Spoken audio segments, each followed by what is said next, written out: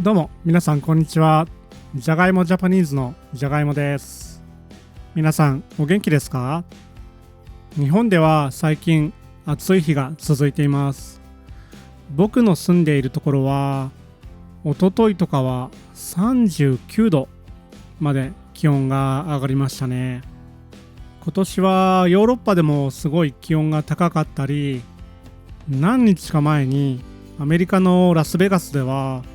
摂氏49度の気温を記録したっていうニュースを見ました。先週のポッドキャストでも言ったんですけど、日本人は暑い時に暑さをしのぐために怪談、怖い話をするんですね。で、今週もとにかく暑いので怪談をしながら皆さんと一緒に涼しくなりたいと思います。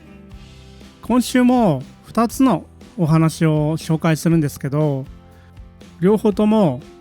日常会話に使える言葉がたくさん含まれているので、ぜひ最後まで聞いてください。で、このポッドキャストに出てくる重要な言葉を最初にリストアップしておきました。まずはその言葉を確認していきましょう。停電、地下室、気配を感じる、瞬間、深呼吸、儀式、骨折、入院、病室、退院、松葉杖、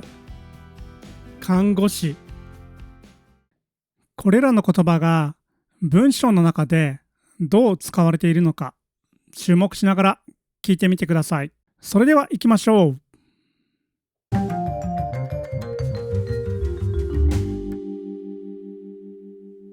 では早速最初の怖い話を紹介したいと思います。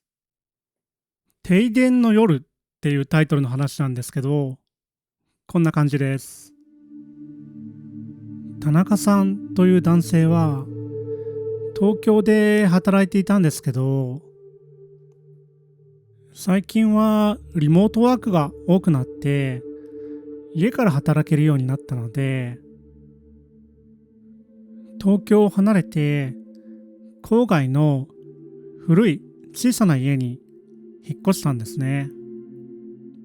で、そこは自然がいっぱいで、田中さんはそこでの生活を楽しんでいたそうです。でもその家には一つ問題があって、夜になるとたまに停電が起きるんですね。停電って言っても5分とか10分ぐらいなので、田中さんは家が古いからしょうがないかなって思っていたそうなんです。で、そんなある日の夜、またいつものように停電が起きたそうなんです。ただその夜の停電はとても長くて、30分経っても部屋のライトがつかなかったそうなんですね。で、田中さんは何かおかしいなと思って、スマートフォンのライトを頼りに電気のブレーカーがある地下室に降りてみたそうなんです。地下室には前住んでいた住人の荷物がまだたくさん残されていて、すごいごちゃごちゃしていたので、田中さんもあんまり地下室には入ったことがなかったそうなんですね。階段を降りたところにライトのスイッチがあるので、それを押したんですけど、当然ライトはつかなかったそうで、スマートフォンのライトを使ってブレーカーを照らして停電の原因を調べていたらしいんですね。そうすると田中さんは自分の後ろに人の気配を感じたらしいんです。で、田中さんは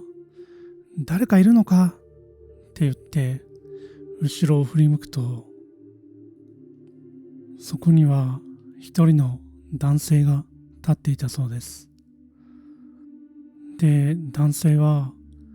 田中さんの方に近づいてきて、低い声でここから出ていけって言ったそうなんですね。田中さんは怖くて動けなくなってしまったそうなんですけど、次の瞬間に男性は消えてしまって、でその瞬間にライトもついたそうなんです。で田中さんは急いで地下室から出て深呼吸をして心を落ち着けようとしたそうです。で田中さんは翌朝電気工事の業者を呼んで停電の原因を調べてもらったんですね。田中さんは業者に停電の原因は分かりましたかって聞いたんですけど、彼は配線もブレーカーも古いですけど特に問題はないですよって言ったらしいんですね。で彼は帰ってしまったそうなんです。で彼が帰った後、田中さんは地下室で一人になったんですけど、そこの棚の上にオレンジ色のプラスチックの大きな箱があることに気づいたそうなんです。で田中さんはなぜかその箱がすごい気になったので、箱を棚から下ろして開けてみたそうなんです。そうすると箱の中には古い写真がたくさん入っていたそうなんですね。でこれが前この家に住んでいた人たちかと思って写真を見ていると、一枚の家族で撮った記念写真があったそうなんです。でその写真に写っている男性をよく見てみると、田中さんが前の日の夜に見た男性にそっくりだったんですね。俺が見たのはこの男性の幽霊なのか、その幽霊はまだここにいるかもしれないと考えた田中さんは怖くなったので、近所の神社に写真を持って行ったらしいんですね。で神社の神主さんに停電のことや昨日の夜に見た男性のことを全部伝えたらしいんですね。神主はうなずきながら田中さんの話を聞いて、霊を供養するための儀式をしてくれたらしいです。それ以降田中さんの家では停電が起きることもなくなり、あの男性も二度と現れることはなかったそうです。田中さんは安心して眠れるようになって、これからも家を大切にしようと思っているそうです。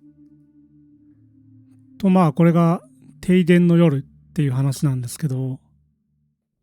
なんか僕この話を読んでて一つ思い出したことがあって、昔おばあちゃんの家を僕の家族と一緒に掃除したことがあったんですけど、で部屋から古いアルバムが出てきたんですよ。でみんなで写真を見てたんですけど、おばあちゃんが若い頃に撮った家族の写真があって、当時子供だった僕の母親とかも写真に写ってたんですけど、でその写真には僕のおじいちゃんとは別にもう一人スーツを着た男性が写ってたんですけど、で僕が母親に「この人誰?」って聞いたら、母親は「いや全く記憶にない」っていうふうに言っていて、で他の人に聞いても全く誰だかわからないっていうふうに言うんですね。で当時子供だった僕はなんかすごい怖いなって思ったのを思い出しました。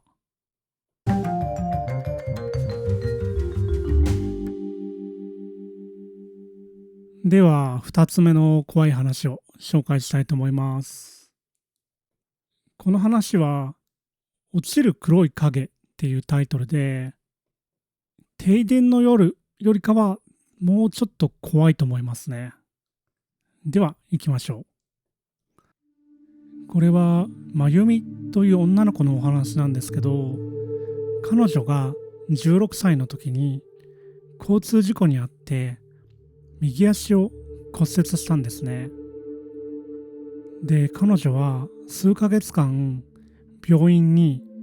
入院することになりました。まゆみの病室は4人部屋で、彼女は1人部屋でないことにがっかりしたそうです。部屋にはカオル、綾乃、美咲というまゆみと年が近い女の子が3人いたんですね。年の近い女の子たちと話が弾んで、まゆみは結構楽しい入院生活を送っていたそうです。それから2週間ほどすると、綾乃と美咲が退院することになったんですね。まゆみとかおるは、退院おめでとう、よかったね、と言って笑顔で2人を送り出したそうです。その夜、まゆみとかおるは、なんだか寂しくなったねって言いながら眠りについたそうです。で、その夜、まゆみは何か物音がして目が覚めたんですね。コツコツコツと何か硬いものを叩くような音がどこからか聞こえてきたんですね。まゆみはカオルが何かしてるのかなと思って、カオルのベッドのカーテンを開けたんですね。でもカオルのベッドは真っ暗で、彼女は眠っていました。で、まゆみも眠かったので、そのまま眠りについたんですね。で、それから毎日午前3時になると、そのコツコツという音が聞こえてきたらしいんですね。で、まゆみはどこからこの音がしてるんだろうと思ってすごい気になったんですけど、窓からこの音がしてるのかなと思って窓の方を見ると、毎回その音が止まるらしいんですね。まゆみはある日カオルに聞いたんですね。ねえ、夜になると変な音聞こえない？そうするとカオルは、全然聞こえないよって答えました。で、まゆみはますます気になってしまったんですね。で、ある晩またコツコツと音がしたので、まゆみは急いで窓の方に行って窓を開けたんですね。そうすると上から黒い影のようなものが落ちてくるのが見えたんです。まゆみは松葉杖をついて看護師さんのところに行って、すいません、今何か落ちてくるものが見えたんですけどって看護師さんに言ったんですね。そしたらその看護師さんは、夢でも見たんでしょ、早く眠りなさいっ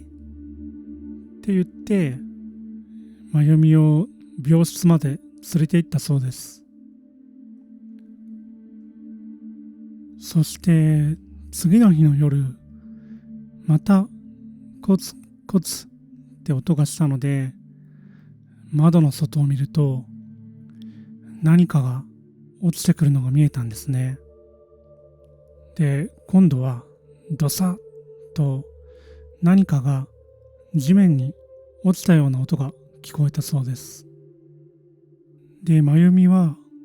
慌てて窓を開けて下を見ると、腕を何かに引っ張られたらしいんですね。で、見ると長い髪で顔が隠れた女性が真由美の腕にぶら下がっていたらしいです。その女性は笑いながら真由美の腕を引っ張って真由美を窓から落とそうとしているようだったんですね。で、真由美は恐怖で声も出せないまま必死に耐えてたんですけど、もうダメだと思った瞬間に誰かが真由美の体を部屋の方に引っ張って助けてくれたんですね。真由美が振り返ると、そこには薫がいて、薫は真由美大丈夫と聞いたんですね。実は薫は真由美が毎晩独り言を言いながら窓を見ているのを見て怖がっていたそうです。でもこの日は真由美が窓から飛び降りようとしていたので、薫は真由美を助けたそうなんですね。よく見ると真由美の腕には強く握られた跡があって、爪で引っかかれたような跡もあったそうなんです。若い医者が真由美の傷の治療をしてくれたらしいんですけど、真由美は彼に落ちてくる黒い影を見て誰かに腕を引っ張られたって言ったんですね。その若い医者は、そういう噂は聞いたことがあるけど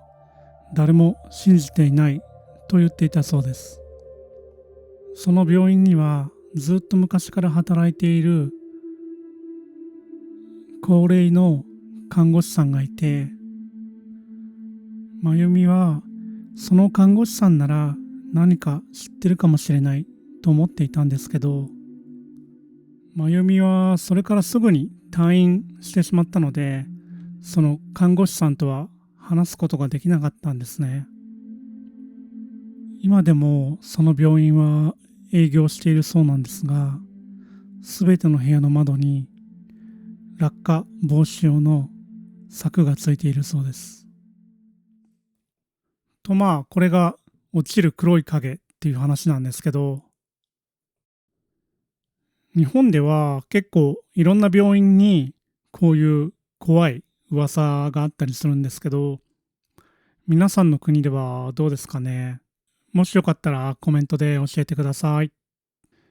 こういう怪談にもですね、日常会話で使える言葉っていうのはたくさん含まれているので、何度も聞いて言葉を覚えてもらえると嬉しいです。それでは今回のポッドキャストをこの辺で終わりにしたいと思います。この動画が面白かったり参考になったっていう方は、ぜひ LIKE ボタンのクリック、チャンネル登録、そしてコメントよろしくお願いします。ではまた次の動画でお会いしましょう。じゃがいもでした。さようなら。